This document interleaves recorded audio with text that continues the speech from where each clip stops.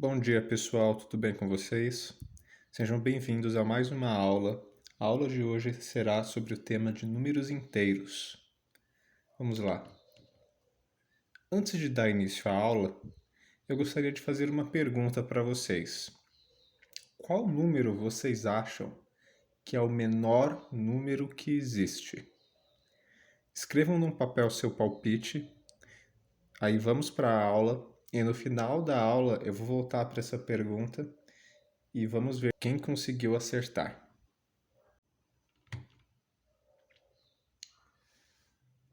Antes de mais nada, eu gostaria de fazer um exemplo prático de como os números inteiros fazem parte do nosso dia a dia. Está aqui um extrato bancário e nesse extrato está falando qual a quantidade de dinheiro que foi depositada numa conta e qual a quantidade de dinheiro que foi debitada ou retirada de uma conta, certo? Então aqui está falando no dia 15 de maio, a conta tinha o saldo de R$ 290. E aí no dia 17 de maio, houve um pagamento em cheque de R$ 180 e outro pagamento de R$ 420. E em seguida foram depositados R$ 1.000. E aí, depois dessas operações, o saldo mudou, só que parece que ocorreu um problema na impressão desse extrato e acabou ficando borrado. Acabou não mostrando qual era o saldo final no dia 17. Aí no dia seguinte, no dia 18, foi debitado mais um cheque e feito mais um depósito. E no final das contas, o saldo total da conta foi de menos R$ 500. Então percebam que aparecem dois tipos de números nesse histórico, nesse extrato bancário. Aparecem números com sinal de mais na frente e números com sinal de menos. Acredito eu que todos já tenham visto operações de mais e operações de menos, certo? São algumas das contas mais básicas que existem. Mas não é tão comum assim ver números com sinal de menos na frente fora de uma conta de menos, correto? Bom, a razão disso é que esses números que são usados quando a gente está falando de dinheiro são sempre números inteiros. E apesar da gente já estar acostumado a fazer operações de subtração, contas de menos, quando a gente está aprendendo a fazer esse tipo de conta, raramente a gente se depara com uma situação em que a resposta tem um sinal de menos. Por exemplo, quando a gente está lá na primeira, segunda, terceira série, segundo ano, terceiro ano, a gente está fazendo contas de menos e a gente tem contas como, por exemplo, 10 menos 5, que é igual a 5, 20 menos 15, que é igual a 5, 30 menos 7, que é igual a 23, 4 menos 3, que é igual a 1. Mas raramente a gente se depara com uma conta como 5 menos 7, porque 7 é um número maior do que 5. Então, como é que você pode começar uma conta com 5 e então subtrair 7? Se eu for usar um exemplo que é comum quando a gente está nesses anos iniciais da escola, se você tiver 7 laranjas e aí você retira 5 laranjas, quantas laranjas sobram? Sobram 2, certo? Mas e se eu inverter? E se eu tiver 5 laranjas e aí eu retirar 7 laranjas? Isso não faz sentido nenhum. Porque vão ficar 0 laranjas, certo? Porque eu vou retirar todas as 5. E ainda vai ficar faltando mais 2 laranjas que eu tenho que tirar. Não, é impossível fazer isso. Então, por causa desse tipo de de exemplo, a gente acaba ficando com a sensação de que é impossível você subtrair um número maior de um número menor. Mas esse histórico, esse extrato bancário está mostrando para a gente que não é em toda situação que isso é impossível. Tem situações, sim, em que dá para subtrair um número maior de um número menor e o resultado final acaba sendo um resultado que a gente chama de negativo. Um resultado que é ainda menor do que zero. Então, se alguém pensou que o menor número que existe era zero, pois é, já está mostrando nesse extrato que é possível ter um número menor do que zero, sim. Mas, para não deixar vocês confusos, vamos explicar as coisas de um jeito mais elegante. Eu vou apresentar para vocês uma coisa chamada de reta numérica. Reta numérica é uma representação matemática muito popular e muito útil. A gente usa desde a escola até a faculdade. A gente sempre usa a reta numérica. Os maiores matemáticos nunca deixam de usar a reta numérica porque é uma representação muito útil, é uma forma muito fácil de você enxergar os números. E como é que funciona uma reta numérica? Normalmente a gente representa ela horizontalmente, como está mostrando na tela. E aí a gente pega um ponto nessa reta e a gente chama ele de zero. Esse ponto na reta vai representar o número zero. E aí, à direita do número zero, a gente coloca o número 1. E à direita do número 1 a gente coloca o número 2. E à direita do número 2 a gente coloca o número 3.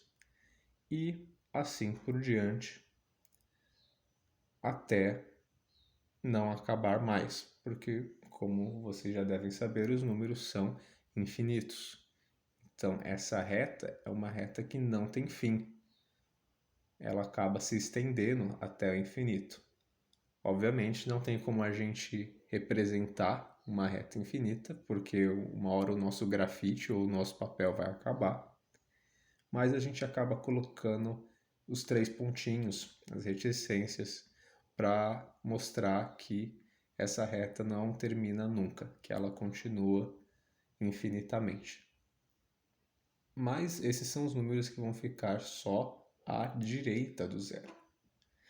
Também tem outros números, que são os números que eu vou mostrar para vocês agora, que são os números negativos, que eles se estendem à esquerda do zero. Então, o primeiro número que vai à esquerda do zero vai ser o número menos 1. E aí, à esquerda do menos 1 vai ser o número menos 2. À esquerda do menos 2 vai ser o número menos 3. À esquerda do menos 3 vai ser o menos 4. E assim por diante. E até onde vai esses números de menos, esses números negativos? Vai até o menos infinito, da mesma forma que os números que estão à direita do zero vai até o infinito. Ou seja, os números da reta numérica, eles são infinitos indo para a direita e eles também são infinitos indo para a esquerda. A única certeza que a gente tem é que exatamente no centro dessa reta que é infinita para ambos os lados fica o número zero. Algum de vocês já tinha visto os números negativos antes ou é a primeira vez que vocês estão vendo esses números? E como que a gente pode utilizar a reta numérica para fazer operações matemáticas? Vamos fazer um exemplo. Se eu faço a operação matemática 2 mais 2, eu sempre começo, nesse caso, utilizando a reta numérica. Posso colocar a ponta do meu lápis no número 0. Faça você em casa, se você tiver com papel e lápis, tenta fazer esse teste. Coloca a ponta do lápis no número 0 e aí anda 2 casas para a direita. Agora, se você quer fazer mais 2, com a ponta do lápis no número 2, ande mais 2 casas para a direita e veja em qual casa você vai parar. Você vai acabar parando no ponto do número 4. Por isso que 2 mais 2 é igual a 4. E se eu quiser fazer 5 menos 3? Sempre começo com a ponta do lápis no número 0, aí ande 5 casas para a direita. Você vai parar, obviamente, na casa de número 5. E agora, se você quiser fazer menos 3, ao invés de você mover para a direita novamente, você vai mover para a esquerda. Sempre que você faz uma operação de mais, uma operação de adição, você move o lápis para a direita, e sempre que você fizer uma operação de menos ou uma operação de subtração, você move a ponta do lápis para a esquerda. Então, nesse caso, como é 5 menos 3, você está com a ponta do lápis no ponto do número 5, e você vai movê-la 3 casas para a esquerda. E aí nós movemos pela casa de número 4, número 3 e paramos na casa de número 2. É por isso que 5 menos 3 é igual a 2. E se eu quiser fazer 3 menos 4? Começamos mais uma vez com a ponta do lápis no número 0, movemos 3 casas para a direita e finalmente movemos 4 casas para a esquerda. Então nós vamos do 0 para o 1, 2, paramos no 3, e aí vamos para a esquerda, passamos pelo 2, pelo 1, pelo 0 e paramos no menos 1. Esse é um exemplo de operação cuja resposta é um número negativo. Uma curiosidade importante, é importante vocês terem isso em mente, é que os números negativos, eles sempre, todas as vezes, vão ser representados com um sinal de menos na frente deles. Mas os números positivos, que são os números que estão à direita do 0, eles podem ser representados da forma que a gente representa normalmente, sem nenhum símbolo na frente deles, ou eles podem ser representados com um sinal de mais na frente deles. Ambas as maneiras de representá-los estão corretas, mas prestem muita atenção. Os números negativos são todos os números que estão à esquerda do 0 na reta numérica. E os números positivos são todos os números que estão à direita do 0 na reta numérica. Mas nesse caso, o próprio 0, ele é positivo ou ele é negativo? Como a gente nunca representa o 0 com o sinal de menos na frente, muitas pessoas acabam pensando que ele é um número positivo, mas elas estão erradas. O 0 é o único, eu repito, o único número que é considerado um número neutro. Ele não é nem positivo e nem negativo, porque ele fica exatamente no meio. É ele que separa os positivos dos negativos. Ok, pessoal? Agora que eu já consegui apresentar para vocês a reta numérica e os números negativos, eu vou apresentar para vocês o conceito de conjuntos numéricos. Talvez alguns de vocês já tenham visto isso. Nós possuímos um conjunto numérico que a gente representa pela letra N maiúscula, porque a gente chama eles de números naturais. Porque eles, de fato, são os números que a gente aprende mais naturalmente, quando a gente é menor e a gente está começando a aprender matemática. Eles são os números que começam no 0 e aí eles vão subindo, eles vão crescendo infinitamente. Então, depois do 0 vem o 1, depois vem o 2, depois vem o 3, depois vem o 4. Quando a gente está brincando de esconde-esconde, por exemplo, e a gente vai contar para esperar chegar a hora da gente começar a brincar, a gente começa a contar nessa ordem.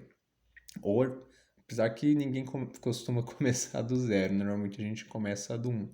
Mas todo mundo conhece o número zero, a gente sabe que ele vem primeiro, certo?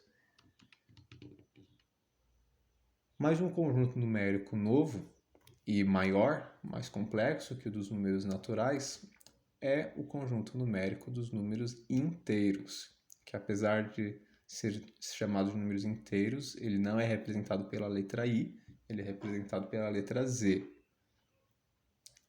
E diferente dos números naturais, que começam no zero e vão subindo até o infinito, os números inteiros, eles são infinitos em ambas as direções. Eles também começam no zero, só que eles vão até o infinito pela direita e também vão até o infinito pela esquerda.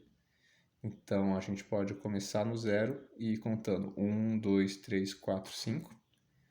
E, exatamente da mesma maneira, a gente pode começar pelo zero e ir contando -1, -2, -3, -4, -5.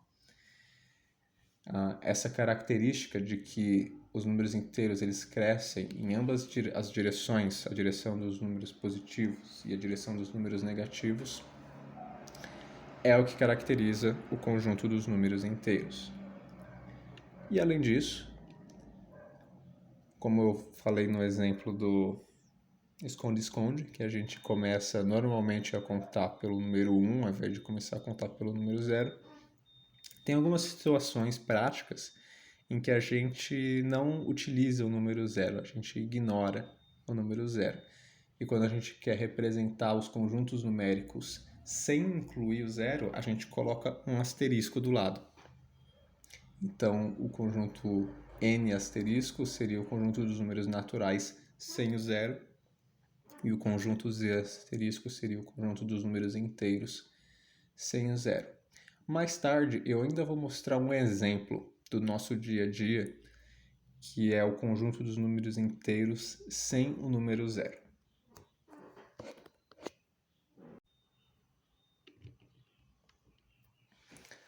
Agora vamos passar para alguns exemplos, certo? Aqui está um termômetro em alguma cidade do sul do país, provavelmente no Rio Grande do Sul. E esse termômetro, apesar de estar com o sol nascendo ali no fundo, esse termômetro está marcando o número -2 graus Celsius. Como assim -2 graus Celsius?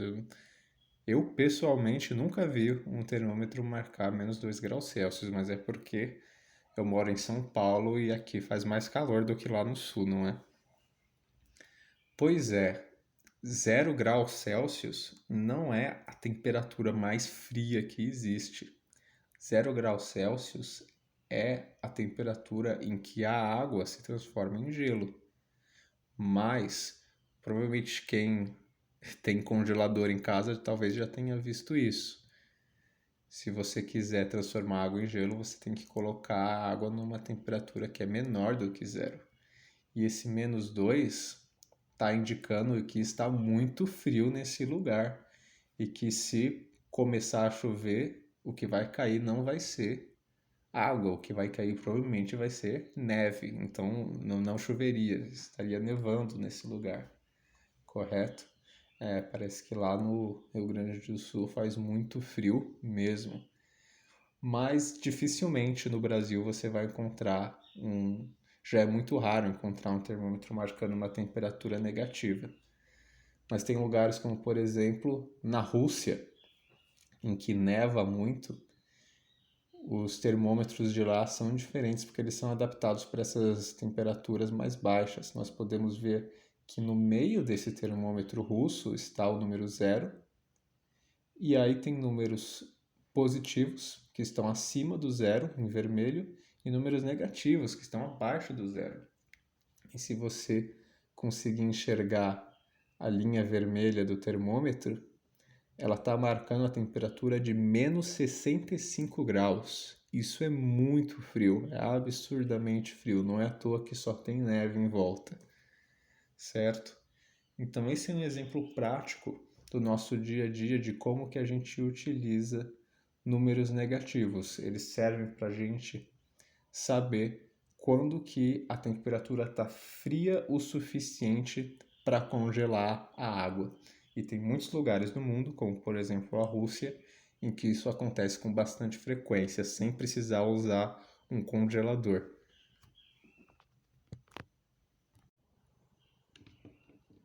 E não é só com temperatura que a gente usa números negativos, a gente também usa números negativos para marcar o tempo. Aqui no Brasil, o calendário que a gente usa é o calendário cristão, também chamado de calendário gregoriano, já que ele foi inventado pelo Papa Gregório. E esse calendário, ele marca o ano 1 como sendo o ano do nascimento de Jesus Cristo. Mas Jesus Cristo não nasceu quando o mundo foi criado, quando o mundo surgiu. Isso significa que aconteceu muita coisa antes dele nascer. Mas sempre que a gente vai falar dos anos que vieram antes do nascimento de Jesus Cristo, a gente conta esses anos como se eles fossem números negativos. Por quê? Porque o ano que veio antes do ano 1 foi o ano menos 1, ou o que a gente chama de ano 1 antes de Cristo. Então, no caso do nosso calendário cristão, que a gente usa no Brasil, a gente tem os números positivos sendo chamados de anos depois de Cristo. Esse ano que eu estou gravando esse vídeo, por exemplo, é o ano de 2021, depois de Cristo. E os anos que vieram antes do nascimento de Cristo são os números negativos, que a gente chama de anos antes de Cristo, certo? Então, ao invés de falar ano menos 1, ou ano menos 10, ou ano menos 1000, a gente fala 1 antes de Cristo, 10 antes de Cristo, 1000 antes de Cristo. Só que a ordem deles é decrescente, exatamente da mesma maneira que são os números negativos. Então, essa linha do tempo que está mostrando na tela funciona da mesma forma que funciona a reta numérica que eu mostrei anteriormente. Mas, prestem atenção, no nosso calendário não existe ano zero. Então, antes do ano 1, a gente já vai direto para o ano 1 antes de Cristo. Ok, pessoal? Agora vamos voltar para aquele exemplo do extrato bancário, porque quando a gente trabalha com dinheiro, essa é uma outra situação prática do nosso dia a dia que a gente acaba lidando com números negativos. Nesse caso, os números positivos são todo o dinheiro que a gente tem na nossa conta, e os números negativos acabam sendo toda dívida que a gente faz. Vocês já ouviram falar de dívida?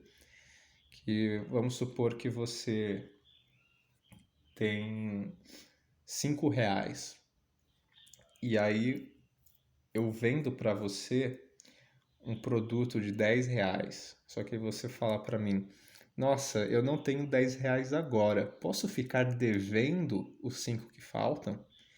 Esse devendo significa que mais tarde, quando você estiver com os R$ 5, você vai me entregar. Mas até esse momento que você conseguir entregar os R$ 5 que você ainda não tem, a sua conta vai ser menos 5, para eu saber que você está devendo dinheiro para mim. Deu para entender como que a gente utiliza os números negativos financeiramente, quando a gente está falando de dinheiro? Agora eu quero fazer uma atividade aqui com vocês. Lembra que eu falei que quando foram imprimir esse extrato bancário acabou dando um problema na impressão e ficaram 2 valores borrados, que é o saldo do dia 17 e o cheque que foi debitado no dia 18? Agora eu quero que a gente descubra quais são os valores que estão aí. Você que estiver assistindo essa aula em casa pode tentar fazer por conta própria, pode pausar o vídeo se quiser, pegar uma folha, um lápis e tentar fazer as contas. Existe mais de uma maneira de fazer essa conta. Eu escolhi fazer de uma maneira que eu considerei mais simples. É uma maneira que você pode fazer sem ter aprendido as regras e os truques de operações com números negativos. Então vamos passar para as contas. Primeiro, eu quero saber qual que é o saldo final do dia 17, certo? É a primeira coisa que a gente vai descobrir. Então, por enquanto, a gente só vai olhar para esses números que estão ali em cima, nesse quadrado vermelho.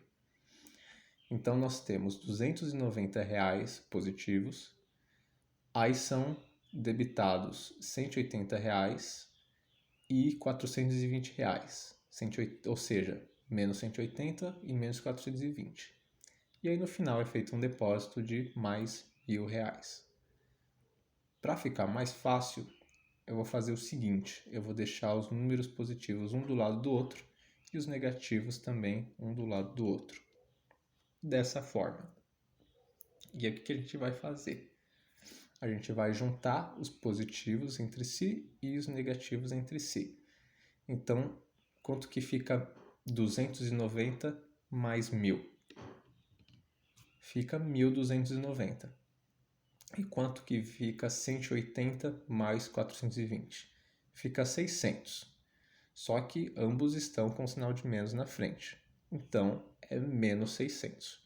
Então, no final, nós temos 1.290 menos 600. Aí a gente faz essa operação como a gente faria numa conta de menos normal que todo mundo aprendeu a fazer na escola. 1.290 menos 600 é igual a 690. Então, o saldo final ali do dia 17 é R$ 690.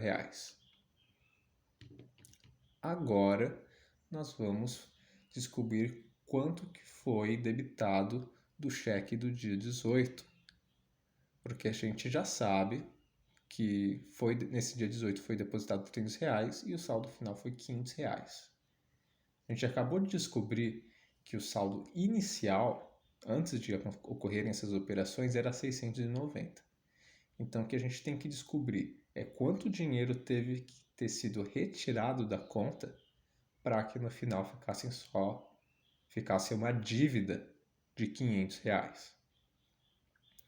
eu coloquei aqui do lado o saldo inicial de mais R$ 690. Aí são subtraídos menos não sei quantos reais, a gente ainda, como está boado, a gente ainda não sabe qual é o valor, então por isso que eu coloquei os pontos de interrogação. Depois são depositados mais R$ 300 e aí a resposta final já está mostrando para a gente que tem que ser menos 500. Bom, a primeira coisa que eu fiz foi juntar os números positivos, então eu fiz 690 mais 300 e deu 990. Então eu sei que 990 menos o número misterioso que a gente ainda não sabe tem que dar menos 500. Agora vem um truque legal e é por isso que eu gosto tanto da matemática. Na matemática sempre tem truques que a gente consegue fazer. Para descobrir esse número misterioso, eu fingi que a resposta final, na verdade, é zero. Só que para a resposta ser zero, significa que eu tenho que pegar esse menos 500 que está embaixo e colocar ele lá em cima. Só que uma regra importante da matemática é que sempre que você tira uma coisa de um lado do sinal de igual e manda para o outro, o sinal dela inverte. Então esse menos 500 acaba virando mais 500 quando eu passo para o lado de cima. Dessa maneira, significa que R$ 990 mais R$ 500 menos o valor misterioso é igual a R$ 0. Deu para entender o que eu fiz aqui, pessoal? Aqui o menos 500 estava no resultado. Eu queria que esse resultado se transformasse em zero, então eu mandei o 500 lá para cima e ele virou mais 500. Agora eu posso somar 990 com mais 500 e vai dar 1490. 1490 menos o número misterioso é igual a zero. E agora? Alguém tem um palpite de qual será esse número misterioso? Que agora tá fácil, né, gente? Todo número menos ele mesmo é igual a zero. Isso significa que esse número misterioso é menos 1490. E aí, vocês conseguiram acertar a conta? Bom, a nossa aula já está chegando ao fim, mas antes de finalizar, eu gostaria de voltar para aquela pergunta que eu fiz no início. Qual é o menor número que existe? Será que algum de vocês respondeu o número 1 ou o número 0? Ou será que alguém falou um número negativo? Talvez algum de vocês tenha até falado o número menos infinito, e esse, sinceramente, eu acho que é um bom palpite. Mas a resposta é nenhum. Não existe menor número.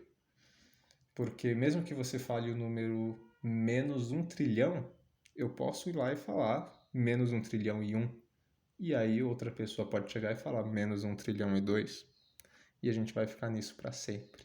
Nunca a gente vai conseguir encontrar um número que não dê para encontrar outro que seja ainda menor. Mas e o menos infinito? Não tem como ser menor do que menos infinito, tem? Esse é um raciocínio que faz sentido. Mas o problema é que infinito não é considerado um número, pelo menos não para os matemáticos. Infinito é mais um símbolo, uma representação dessa característica de algo que nunca chega no fim. Então, a própria definição de infinito, que é algo que não tem fim, já mostra que não existe o menor número, não existe fim para os números negativos. Tá certo, pessoal? Espero que vocês tenham gostado da aula de hoje e até a próxima.